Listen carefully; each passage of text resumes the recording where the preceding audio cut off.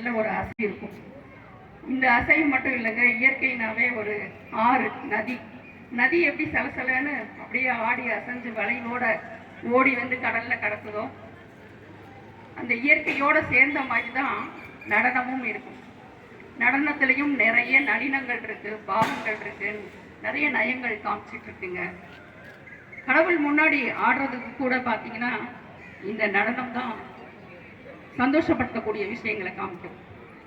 மக்கள் இன்னைக்கு எல்லா இடங்கள்லையுமே, பொது இடங்கள்லையும் சரி, அவங்கவுங்க வீட்டு விசேஷங்கள்ல கூட பார்த்தீங்கன்னா ஒரு நடனத்தை வச்சு தான் சந்தோஷப்படுறாங்க.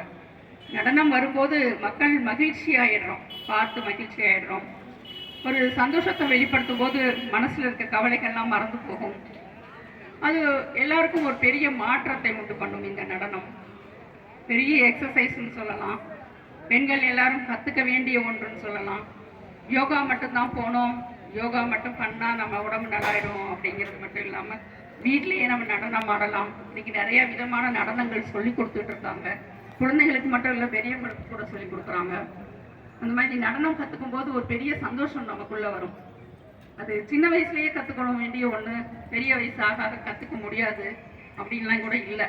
எந்த வயசுலனாலும் கற்றுக்கலாம் அப்படின்றது. உடம்பு மட்டும்தான் ஒத்து வரணும், மனசு மட்டும்தான் ஒத்து வரணும், எல்லாத்தையும் கற்றுக்கலாம். இயற்கைக்குள்ளே எப்படி அந்த நடனங்கள் இயற்கையோட ஒற்றி ஆடி அசைஞ்சு வருதோ, அதை மாதிரி முகத்தில் அவங்களுடைய பாவனைகளை சொல்ல வேண்டிய விஷயங்களை சொல்லிடுவாங்க. ஒரு பூ எப்படி மலருதோ, அந்த பூ மலரக்கூடிய விஷயமாகட்டும், ஒரு மயில் எப்படி நடனம் ஆடுதோ அந்த விஷயமாகட்டும், எல்லாத்தையுமே அந்த நடனத்திலேயே அவங்க பாவங்கள் மூலமாக காட்ட முடியும். நடனம்ங்கிறது அற்புதமான ஒரு விஷயம். அந்த காலங்களில் ராஜா ராணிகள் உட்கார்ந்து பார்க்கக்கூடிய ஒரு விஷயம்னா அது நடனமாக தான் இருந்தது.